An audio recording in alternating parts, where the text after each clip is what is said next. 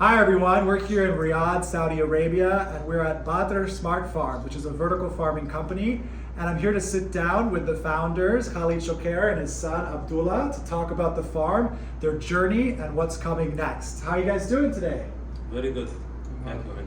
Thank you so much for your hospitality. It's been wonderful to see the farm, to see the tour, meet the team and the family, and see all the products you're growing and how you're doing this and pioneering vertical farming in this region. But can you tell us a little bit more background? What is Badr Farms? Badr Farm is a smart vertical farming company. One of its first in Saudi Arabia. We're the biggest vertical farm in Saudi. We have a lot of hopes in the market in Saudi. We think that the people will enjoy these products. My father and I figured that most of these products are imported out of Saudi. So why import it? Why can't we just grow it in Saudi?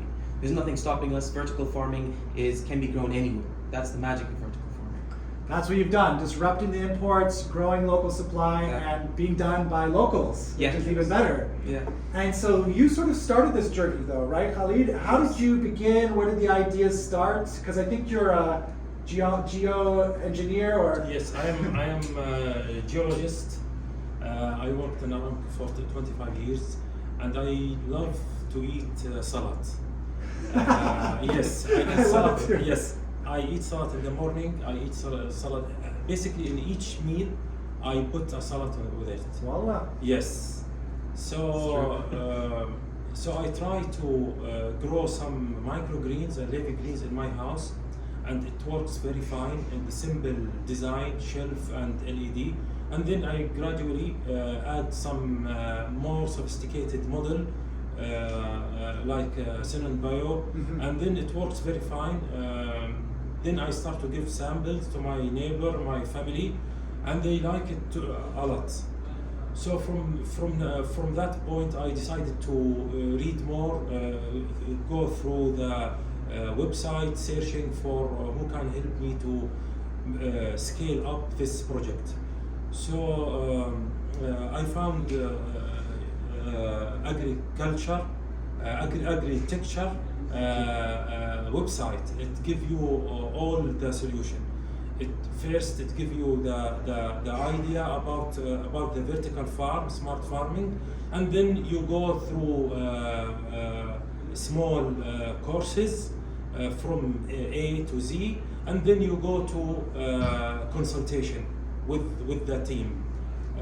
Then after that you have the software where you can plug your information, plug your numbers, and see what is the result of your project. So I went there, trying tomato, trying leafy greens, strawberry, salad, and then I start to mix these things until I found, what I going to grow in Riyadh. Yeah, I mean, it's really exciting for me to meet you and to hear you say in your own words that journey, because I've been doing this for 12 years, but when I was younger starting, I couldn't get that information.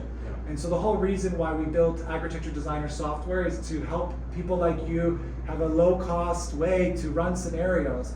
And it's amazing. You used it exactly as we hope people use it. You took the classes, you modeled it, you got something you're confident with, and then you contacted us and we connected you with some suppliers. Yes. And you ended up selecting some suppliers to work with and to proceed with, and now you're growing in this vertical farm in Riyadh, which is just so exciting. But I want to talk to you more, Abdullah, about the market. You said you want to grow more local food, but in reality, what are you hearing from the chefs or the restaurants that you're speaking to about the problems they're having with imported food, and how are they responding to your new product that you're delivering to them? I feel like with chefs, the most consistent issue for them is the quality. And some of these things that we grow are quite sensitive to things like temperatures, humidity, and traveling going through fluctuations of temperatures as well, which really affects the product's quality, the shelf life, and they have issues sometimes with the product coming in expired, which is terrible news for them. So they would love to find alternatives in different local markets, But sadly, this kind of sector is unexplored in Saudi. But we're here to explore it with them. They enjoy our products. They like the quality. They like the freshness. Yeah. It's definitely cheaper than the imported, and we have less costs. We can make it more accessible to the restaurants. And you're just getting started. I mean, right now you're pioneering, you're sharing products with them, they're testing it. But it's exciting to see that as the restaurants work with you, right, those costs can go down, even the quality can be adapted to their needs. So it's a really great partnership that's possible with the restaurants longer term. What are some of the main difficulties of starting a vertical farm in Saudi Arabia? Because it's so new what you've done, like really difficult. Is it more importing products? Is it more training the team?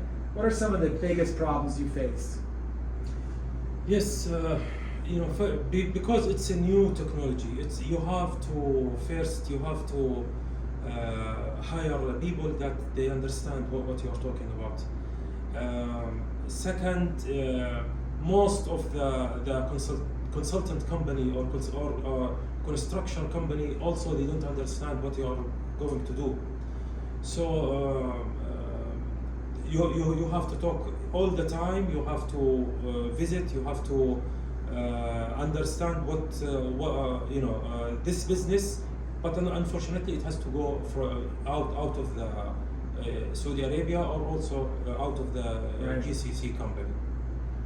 So a lot of education just to work with the construction companies, everything. You're starting new, Yes. So it's a lot more time, I imagine, than you expected at the beginning. A lot more invention, right? You're doing things the first time. I feel like for me as well, one of the issues that I imagined was health awareness in Saudi. Trying to educate customers and people about the benefits of microgreens and these leafy greens is also a challenge that we have to overcome, because that was one of the main things that I was worried about. It definitely needs more time to educate people, to raise awareness about how nutritious these greens are and how wonderful they can be for your health. And you can easily add it to any dish that you have during your day. You can add it to your breakfast, to your sandwiches, to anything, and you'll notice a difference over time, for sure. Yeah, and to be clear, you're growing many more things than microgreens. We saw all kinds of edible flowers, leafy greens, herbs. So you're trying the whole suite of things, and that's also really exciting. But again, some of those things are new, and you're right, you have to educate them. I think it's a big challenge because you're starting a new technology in a new market, but then you also have to educate, and you also have to distribute, and you also have to sell, and you also have to have a cool brand. It's like vertical farming is like the everything company, Like you have to do every single detail. So very, very difficult. So to wrap things up, where do you see this going? Like now you've done this, you're 2 months open, you're starting to supply the market, you overcame huge challenges to get here. But what are your aspirations? What are your dreams for vertical farming in the kingdom? I think my father's and my vision is to make this product less costly, more accessible to each and every person in Saudi. We would love for people to have microgreens and all these greens at a low cost, because there's a misconception that these greens are very expensive and some people are not willing to even inquire about it. So maybe as word gets out and as it becomes more cheaper, it can be accessible as any other type of green in the market right now. What about you? Anything? Because Yes, I know you're interested in small systems as well. You want to see greening the city maybe more. Yes. Also, I can add, we, as Saudi people, we like to eat herbs, use it in our food, in our salad, in our even drinks, medical herbs especially. This is our heritage. We eat it a lot. So producing it in commercial package, this will add a lot for families. We can produce this and sell it for families, for schools, for hospitals. It's a superfood. I believe we should, everybody should experience these greens in the whole, their time. In the morning, in the afternoon, or in the evening. Yeah, I love that, eating a salad every single day. You heard it here. We're at the farm, Badr Farm, Smart Farms. Check them out online on their website or on social media. And thank you so much, gentlemen, for your time today and doing the video. Really appreciate it. Well, Thank you. Thank you.